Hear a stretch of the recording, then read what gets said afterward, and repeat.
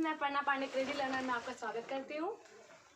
Friends, अगर आप CTET 2020 exam देने जा रहे हैं और मैथ के नाम से ही आपको बहुत डर लगता है कि अरे मैथ मैं कैसे सॉल्व करूँगा या मैं कैसे सॉल्व करूँगी, ठीक है, तो ये वीडियो आपके लिए ही है। और सिर्फ यही नहीं, इस सीरीज़ में जितने भी वीडियो आएंगे, ठीक है, वो आपके लिए हैं। मुझसे कई लोगों ने पूछा कि जो मैथ है, मैथ कैसे प्रिपेयर करें, मैथ के लिए बुक कौन सी लें, ठीक है। तो अगर आप सीटेट देने जा रहे हैं और सच में सीटेट को लेकर सीरियस हैं, तो मैं बताऊं कि मैंने भी बुक परचेज की थी, बट सीटेट में जो क्वेश्चन पूछे जाते हैं, है ना, उनके अलावा उन बुक्स में सब कुछ था। मतलब कि जो पूछा एक्चुअली जो पूछा जाता है उसके लिए, इसीलिए मैंने बताया था प्रीवियस ईयर आप सॉल्व करिए, है ना, इसीलिए बताया था। तो क्या है कि आप ले तो लेंगे बुक, है ना, और उसमें जो सीटेट में जितना पूछा जाता है उससे कई गुना ज़्यादा, जिससे आपको देख के डर लग जाए, हाय भगवान मैं कैसे पढ़ूंगा, है ना। तो आपको क्या करना है कि अगर आप एनालाइज कीजिए प्रीवियस ईयर, मैंने आपके लिए एनालाइज किया, है ना, देखा कि जो हर चैप्टर है वो उनसे कैसे कैसे क्वेश्चन पुट अप होते हैं और कितने पुट अप होते हैं। ऐसा नहीं है आपको कि बहुत ज़्यादा हम अगर भिन्न एक चैप्टर ले लें तो भिन्न से हम सब कुछ एसएससी बैंक तक का पढ़ डालें। इतना करने की ज़रूरत ही नहीं है ना। अगर आप एक बच्चा है जो स्मार्टली वर्क करता है, एक है जो लगा पड़ा है, तो जो स्मार्टली वर्क करता है वो ज़्यादा मार्क्स अचीव करेगा। तो आपको भी स्मार्टली वर्क करना है। तो आप क्रेजी लर्नर के साथ बने हैं, तो ये जो काम है वो मैंने ही आपके लिए कर दिया है, ठीक है। तो मैंने क्या किया, जो प्रीवियस ईयर थे उनको एनालाइज किया है और देखा है कि किस चैप्टर से कितने कितने क्वेश्चन बनते हैं, है ना। तो उसी आधार पर मैंने देखा है कि कौन कौन से चैप्टर से क्वेश्चन पुट अप हुए हैं। चलिए हम आपको दिखा देते हैं कि देखिए ये जो ये सिलेबस है इससे ही क्वेश्चन पुट अप हुआ है। चलिए बात हो गई हमारी ये। अब हम लोग स्टार्ट करते हैं।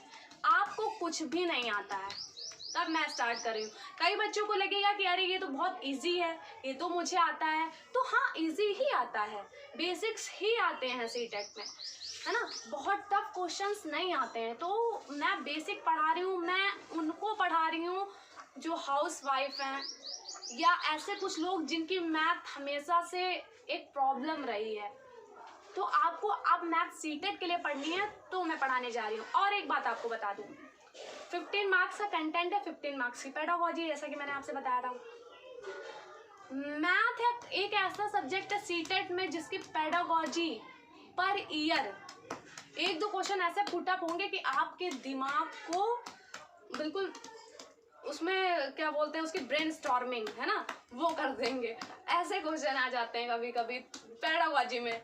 तो अगर आपने बहुत अच्छे से भी पढ़ा है तो ऐसा कभी कभी हो जाता है। कभी कभी क्या पर ईयर ही आप देखेंगे कि कुछ ना कुछ एक अलग क्वेश्चन पेडागोजी में पुट अप हो गया।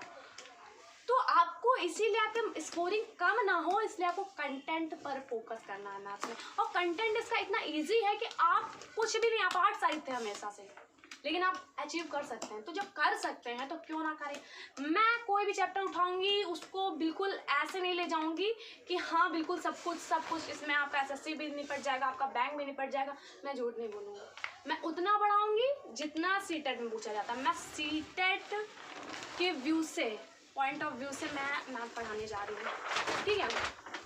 कुछ लोग पूछेंगे यूपी टेट के लिहाज से या मैं इसमें प्राइमरी से स्टार्ट कर रही हूँ तो क्या जूनियर के लिए भी अच्छा है। तो हाँ, अगर आपको बिल्कुल भी मैथ नहीं आती, आप प्राइमरी अब तक नहीं पढ़ेंगे, आपको जूनियर कैसे आएगा। तो इसलिए ठीक है, जूनियर के हिसाब से भी यूज़फुल है, बट मेन फोकस इसमें प्राइमरी जो सेक्शन है उस पर किया जा रहा है। और क्या ये यूपी टेट या अदर टेट्स के हिसाब से, तो ये आपके जो टेट वाले एग्जाम है उस पर डिपेंड करता है। जैसे यूपी टेट में क्या है, जैसे यूपी टेट का जो पिछला एग्जाम हुआ था उसमें क्या है कि आपका जो मॉडरेट क्वेश्चन पेपर थोड़ा आया था। सीटेट की अपेक्षा अगर मैथ देखें तो उसमें थोड़ी टफ आती है, ठीक है।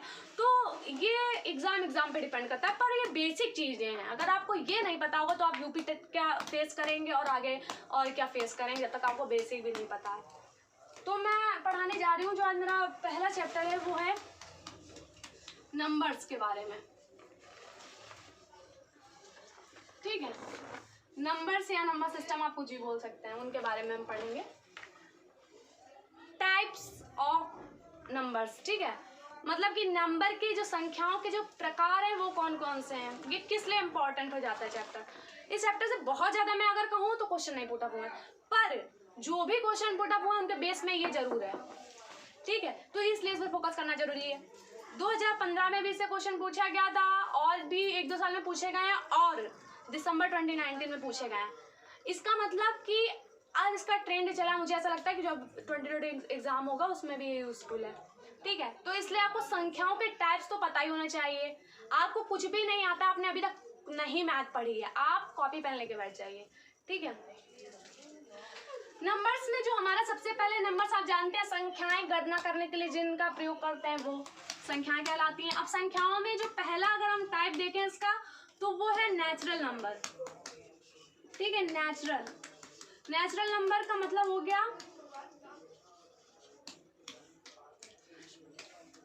नेचुरल नंबर का मतलब होगा प्राकृतिक संख्याएं। प्राकृतिक संख्याएं कौन कौन सी हैं? प्राकृतिक संख्याओं में एक चीज आपको ध्यान रखनी है कि प्राकृतिक संख्याएं हैं वो कहाँ से स्टार्ट होती हैं।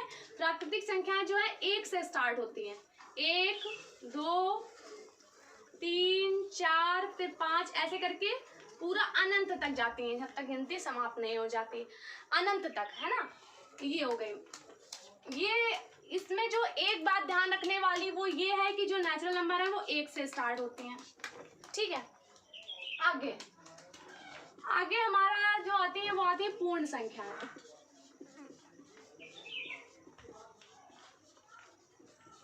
पूर्ण संख्याएं इंग्लिश में इन्हें बोलते हैं होल नंबर्स।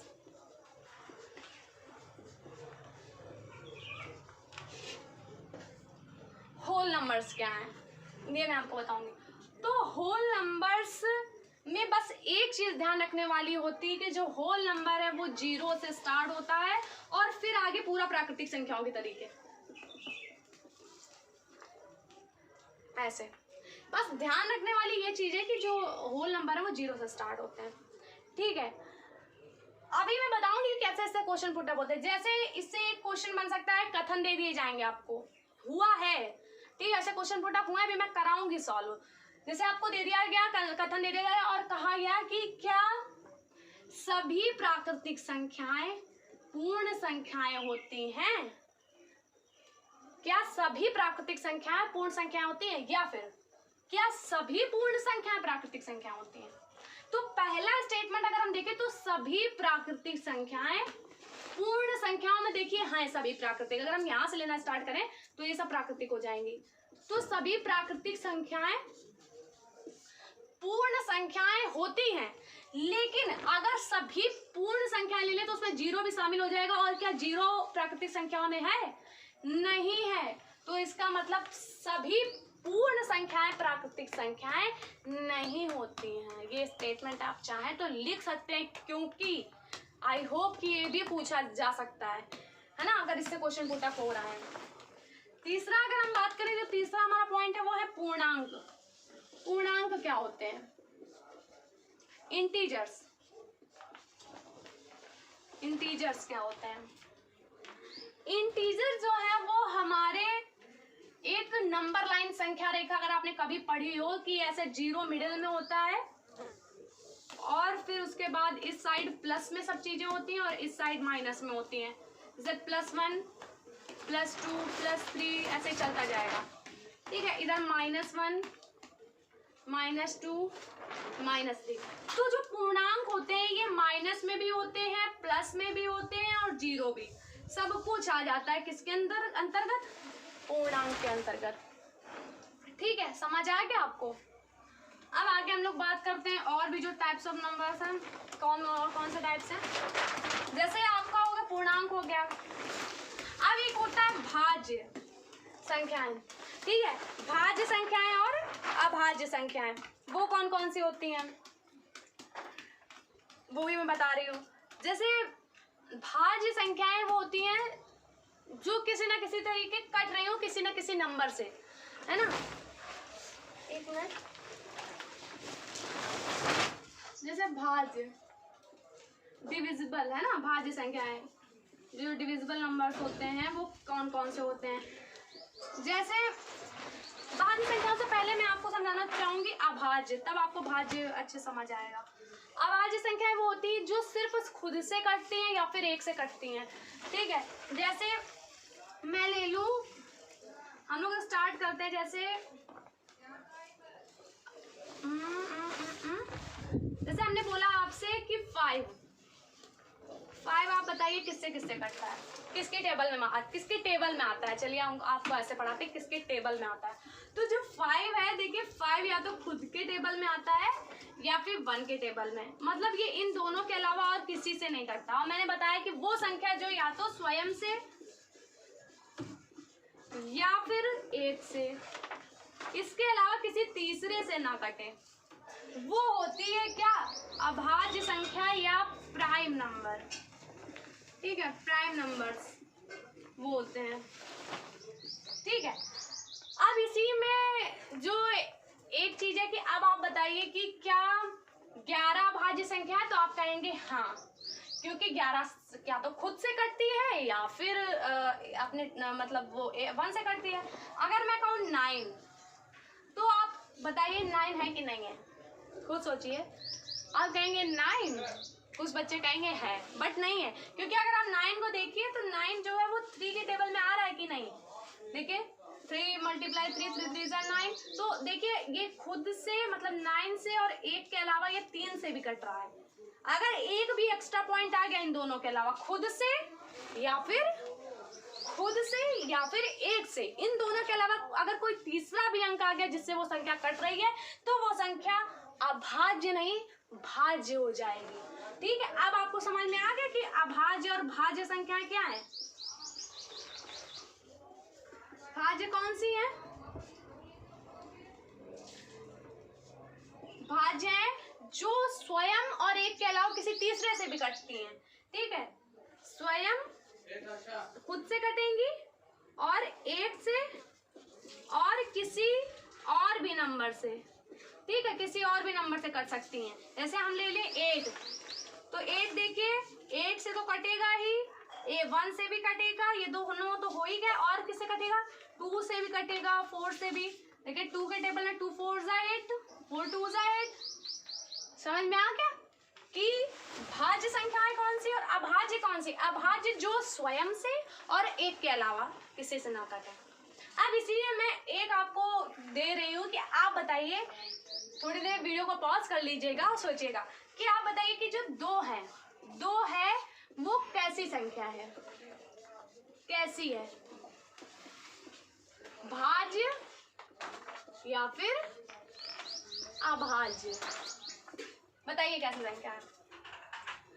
तो कुछ लोग कहेंगे 2 तो ये थोड़ा इवन टाइप का लग रही है ना, सम संख्या लग रही है, तो इसको चलिए अब इसको किस में रख देते हैं, भाज्य में रख देते हैं। बट यही आपकी गलती हो जाएगी कि 2 है वो अभाज्य प्राइम नंबर है, क्योंकि अगर हम 2 को भी देखें तो ये सिर्फ या तो 2 से कटेगी और या फिर 1 से। तो मैंने कहा जो भी संख्या स्वयं और एक के अलावा किसी तीसरे से कहीं कट रही है, नहीं कट रही है, तो ये क्या हो जाएगी, ये एक अभाज्य संख्या है, अभाज्य, ठीक है। तो 2 कैसी है, अभाज्य में 2 आ जाएगी। और कौन कौन सी आ जाएंगी अभाज्य में हमारी, आप 3 को देख लीजिए, तो 3 भी या फिर 3 से कटेगी या तो 1 से कटेगी, तो ये भी अभाज्य हो गई। 4 देखिए 4 से और 1 के अलावा 2 से भी कटती है, 2 के पहाड़े में भी आती, तो 4 हो गई भाज्य। तो इस तरीके से अब आप अपना लिखिएगा कि कौन सी भाज्य कौन सी अभाज्य, आप कमेंट में लिखिएगा, ठीक है। आपको 10 तक लिखना है कि कौन सी भाज्य और कौन सी अभाज्य, क्योंकि हम जानना चाहते हैं कि आपको समझ आ रहा है कि नहीं, ठीक है। मैं 0 से स्टार्ट कर रही हूँ, मैं सोची आपको कुछ भी नहीं आता, आज आपकी फर्स्ट क्लास है मैथ की, आपको बिल्कुल टेंशन लेने की जरूरत नहीं है। आप 15 आउट ऑफ 15 आप गेन कर सकती हैं या कर सकते हैं, ठीक है। चलिए हम लोग के कितने 5 टाइप्स हो गए, चलिए आगे हम लोग टाइप्स की बात करते हैं जो, ठीक है। 1 मिनट मैं देखूंगी, वैसे मैं सोच रही हूँ कि आपको समझा दूं, और अगर प्रीवियस ईयर मैं लिखती हूँ एक जगह तो आपको PDF मिल जाएगी, आप उससे प्रैक्टिस कर सकते हैं, ठीक है। चलिए हम लोग स्टार्ट करते हैं नेक्स्ट जो हमारा पॉइंट है, तो जो नेक्स्ट हमारी जो संख्याओं के टाइप है वो कौन कौन से हैं। तो ये हो गया। अब हम लोग बात कर लेते हैं कि जो सम संख्या होती है वो कौन कौन सी होती हैं। ये तो आपको पता ही होगा, ठीक है, फिर भी हम लोग टाइप्स की बात कर रहे हैं, कुछ लोगों को शायद ना पता हो, तो आप देख सकते हैं। सम संख्या मतलब even numbers, even numbers. Even numbers कौन कौन से होते हैं? जो जिन संख्याओं के लास्ट में क्या होता है 0, 2, 4, 6, 8 ये होता है, वो सभी संख्याएं सम संख्याएं कहलाती हैं, आपको पता होगा। और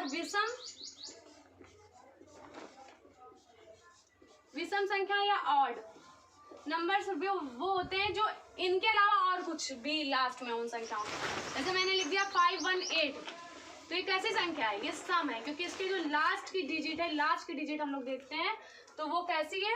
सम है। मैंने बताया कि 0, 2, 4, 6, 8। ऐसे ही ऑड में इनके अलावा जो सम ना हो, जो सम ना हो वो विषम, जो सम ना हो वो क्या हो जाएंगे? विषम। या फिर इसको ऐसे भी कह सकते हैं जिनके लास्ट में 1, 3, 5, 7, 9 ये हो, ऐसे भी आप लिख सकते हैं, ठीक है। जैसे मैंने बोल दिया 1, 7, 3 कैसी संख्या है? तो विषम संख्या है। नेक्स्ट हम लोग पॉइंट अपने बात करते हैं कि परिमेय, परिमेय संख्या क्या होती है? परिमेय संख्याएं क्या होती हैं? परिमेय संख्या हमारी होती है जिनको आपने पढ़ा होगा हमेशा से कि P/Q, मतलब P/Q इस तरीके से कुछ लिखा जाता है, मतलब ऊपर कुछ फिर बटे में फिर नीचे कुछ, और जिसमें जो नीचे वाला है मतलब जो Q अगर हम इसको देखें तो ये कभी भी 0 के बराबर नहीं होगा। अगर 0 बराबर हो जाएगा तो वो परिमेय संख्या नहीं होगी और वो अनंत में चली जाएगी, तो 0 के बराबर नहीं होना चाहिए, ठीक है। जैसे मैंने लिख दिया 1/3, तो ये भी परिमेय संख्या। मैंने लिख दिया 2 ओनली, तो ये भी परिमेय, क्योंकि इसके अपॉन में 1 हमेशा होता है, ठीक है, ये बात। अब अगर मैं कहूं कि अपरिमेय, अपरिमेय की सिर्फ एक डेफिनेशन है, वो डेफिनेशन ये है, अगर आपको इंग्लिश में समझना हो तो परिमेय को कुछ बोलते हैं रेशनल नंबर, है ना, रेशनल नंबर, और इसको इर्रेशनल नंबर।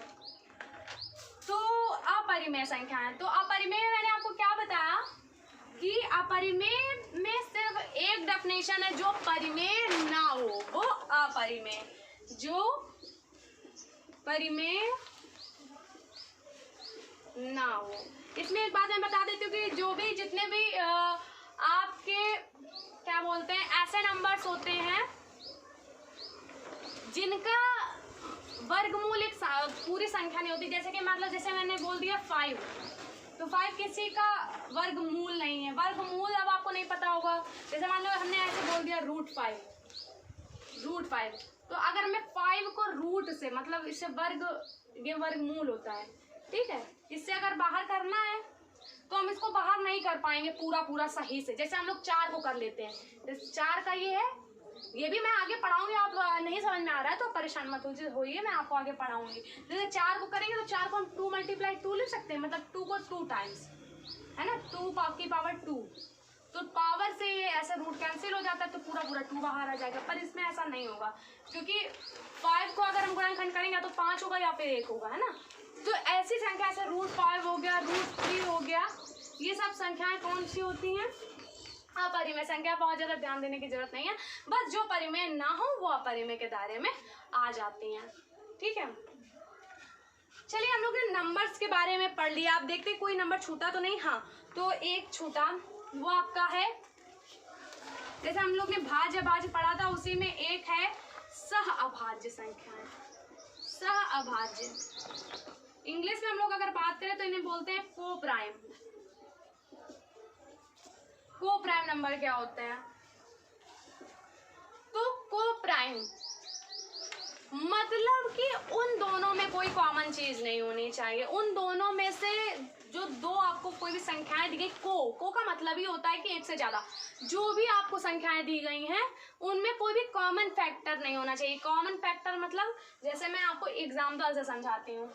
जैसे ही आपको दे दिया गया 8 और एक तरफ आपको दिया गया 9, तो देखिए 8 का अगर हम लोग इसको ऐसे गुणनखंड आपको करने आते हो, ऐसे किए जाते हैं, 2 2 4 जाए 2 2 जा 4 2 1 जा 2, ये सब मैं आपको आगे पढ़ाऊंगी, पर अगर आपको आता है तो आप ऐसे कर सकते हैं ना कि इसको 2 × 2 लिख लेंगे, और इसको कैसे लिखेंगे 3 × 3। तो देखिए इसमें 3 3 है, इसमें 2 2 2 है, तो क्या इसमें कोई भी ऐसी चीज है, ऐसा कोई संख्या जो इसमें भी हो इसमें भी हो? नहीं है ना। तो जब नहीं होती, एक भी मैच नहीं करती आपस में, तो वो दोनों संख्याएं अगर हम इन दोनों बात करें तो ये आपस में कैसी हैं, सहअभाज्य हैं, आपस में सहअभाज्य हैं। अगर इसी में हम लोग ले लेते 4 और इधर ले लेते 16, तो हम लोग 4 को तो 4 अगर ऐसे लिख रहे हैं और 16 को हम लोग 4 × 4 लिख सकते हैं। तो देखिए इन दोनों में कॉमन है, 4 इसमें भी है, एक 4 इसमें भी है, तो इसलिए ये सहअभाज्य नहीं है। समझ आ गया होगा, ठीक है। जो भी चीज़ समझ में नहीं आ रही आप कमेंट में दे सकते हैं, मैं नेक्स्ट वीडियो में आपको वो समझाने का प्रयास करूँगी, ठीक है। तो ये हो गया। अब इसके अलावा 2 चीज़ें मैं और बताना चाहूँगी जो आपको समझने की ज़रूरत है, उसके बाद हम लोग क्वेश्चन पे आएंगे, ठीक है। जो क्वेश्चन प्रीवियस ईयर में पूछे गए, अभी दिसंबर 2019 वाले एग्जाम में भी पूछे गए थे, ठीक है। तो चलिए जो 2 पॉइंट्स मैंने कहा था वो छूट गए हैं। तो एक पॉइंट था हमारा पूर्ववर्ती संख्याएं क्या होती हैं, जिनसे क्वेश्चन बने हैं, ठीक है। पूर्ववर्ती संख्याएं क्या होती हैं? जैसे मान लीजिए आपसे कहा जाए कि 9 का पूर्ववर्ती, तो पूर्ववर्ती का मतलब होता है उससे पहले वाला, जस्ट, ठीक है, मतलब उसमें एक माइनस कर दे तो उसका पूर्ववर्ती आ जाएगा, जैसे 8, ठीक है। जैसे 1000 का पूर्ववर्ती 999, ठीक है, तो ये होता है पूर्ववर्ती। हाँ, अब पूर्ववर्ती को प्रेडेसेसर भी बोलते हैं, प्रेडेसेसर है ना। और इसी का जो दूसरा होता है वो होता है अनुवर्ती, या आपका परवर्ती भी बोलते हैं इसको, ठीक है। अनुवर्ती या परवर्ती, इसका मतलब होता है +1, इसका मतलब +1 और इसका मतलब -1। जैसे आपका 9 का परवर्ती पूछा जाए तो 9 + 1 = 10। 1000 का परवर्ती 1001, 999 का परवर्ती 1000। आ गया समझ में? ये सब आपको नोट करना है। चलिए अब हम लोग बात करेंगे एक और चीज जिससे क्वेश्चन आते हैं और कई बार आए हैं, आप जब प्रीवियस से उठा देखेंगे तो आप देखेंगे। जैसे एक बात होती है संख्या में, वो ये होती है कि सबसे छोटी, इतने अंकों की सबसे छोटी और इतने अंकों की सबसे बड़ी संख्या, ठीक है। जैसे मान लीजिए आपसे कहा गया 2 अंकों की सबसे बड़ी संख्या बताइए, सबसे बड़ी 2 अंकों की सबसे बड़ी संख्या 2 अंकों की, है ना। तो सबसे बड़ी आप याद कर लीजिए, जब भी सबसे बड़ी की बात होगी तो उतनी बार आप 9 लिखेंगे, ठीक है। 2 अंकों की है तो 2 बार आप 9 लिख देंगे, ठीक है। अगर आपसे कहा जाए कि 3 अंकों की सबसे बड़ी संख्या बताइए तो आप 3 × 9 लिख देंगे। अगर आपसे 4 अंकों की तो 4 × 9, 5 अंकों की 5 बार 9। आए समझ में? ऐसे कि आपसे कहा जाए कि 2 अंकों की सबसे छोटी संख्या, तब आप क्या बताएंगे? सबसे छोटी की जब भी बात आए तो आप सबसे पहले 1 लिखेंगी।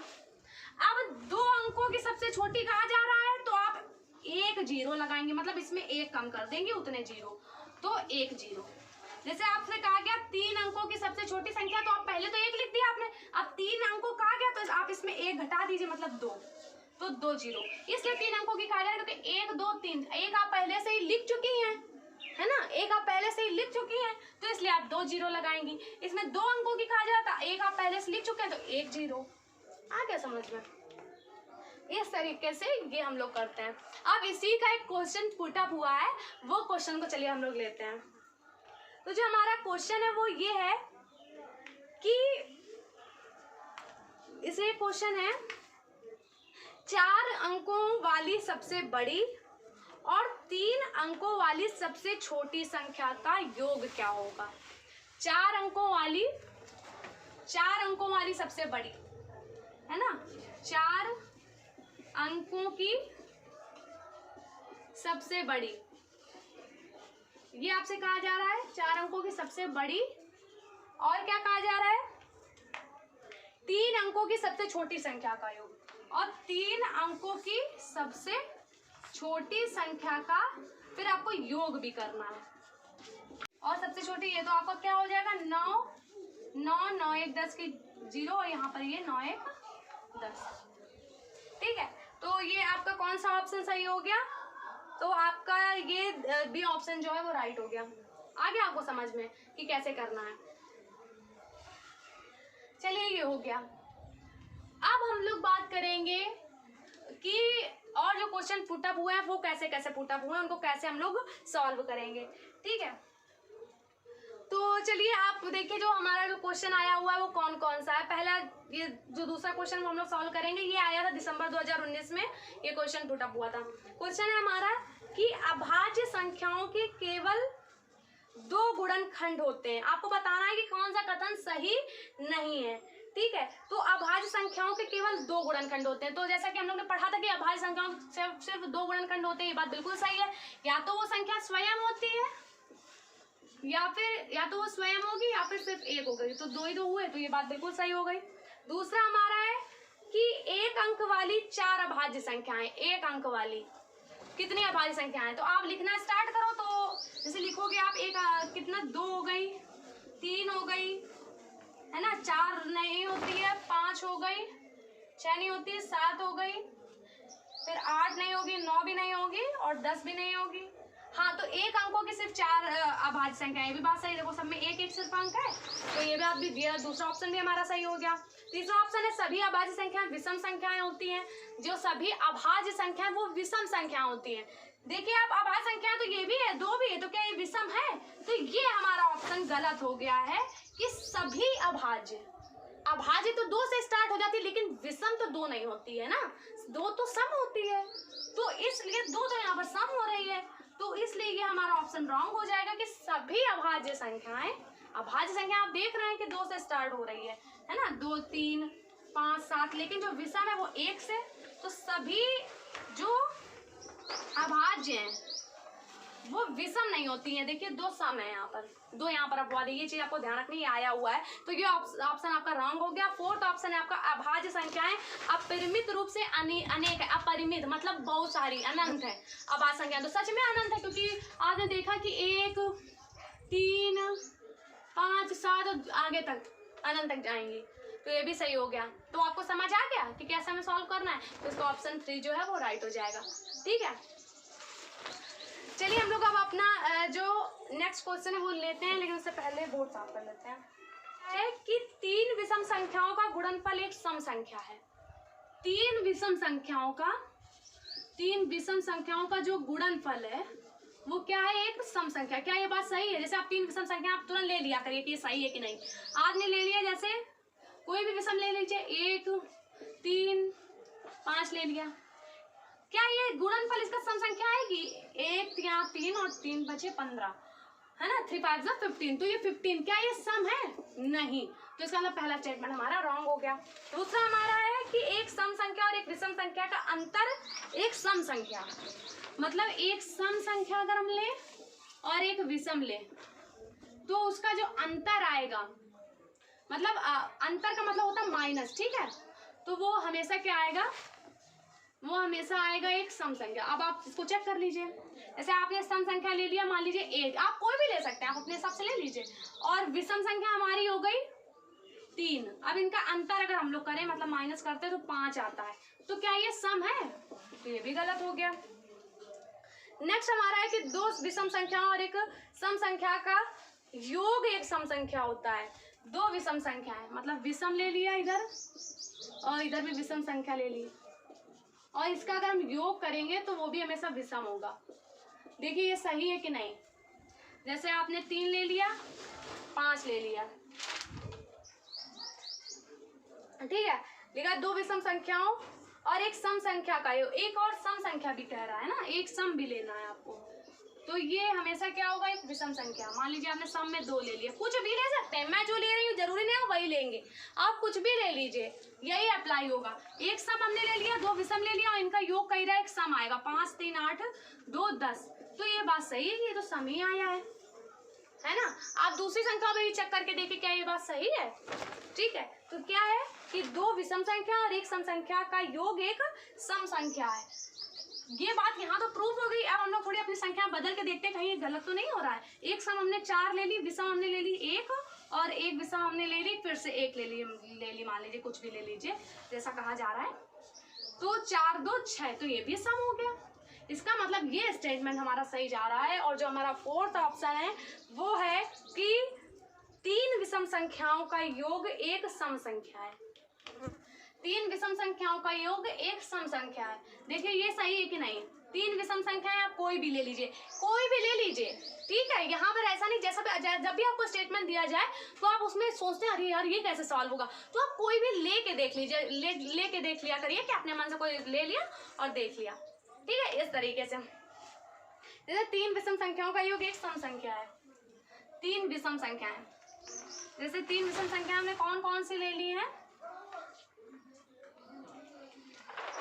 3 विषम संख्या हमने ले ली, जैसे 1 ही ले ली, 3 विषम संख्या हो गई, या फिर 1 ले लिया, 1 3 ले लिया, 1 5 ले लिया, 3 विषम संख्या तो 5 3 8 1 9, इनका योग क्या आ रहा है, एक विषमी संख्या आ रही है। और जबकि ये कह रहा है जो आपका ऑप्शन है कि सम संख्या, तो ये भी गलत हो गया, सम कहाँ है, विषम है। आप दूसरे पे भी चेक कर सकते हैं, जब पहले पे ही गलत आ रहा है तो इसका मतलब जो ऑप्शन 3 है वो हमारा करेक्ट है, ठीक है।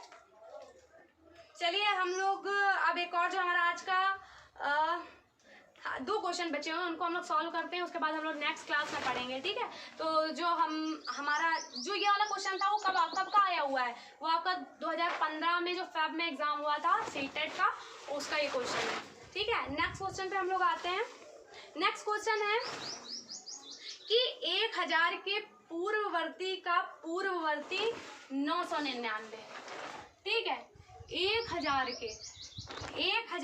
आपसे लिया गया, उसके पूर्ववर्ती, अगर आप कहेंगे पूर्ववर्ती, मैंने क्या कहा था -1 आपको करना है, तो आपने -1 किया 999, फिर आपसे पूर्ववर्ती कह रहा है तो इसका मतलब 998, ठीक है। तो आपसे कहा जा रहा है कि 1000 के पूर्ववर्ती का पूर्ववर्ती 999 है, नहीं 998, तो ये भी पहला ऑप्शन आपका गलत हो गया।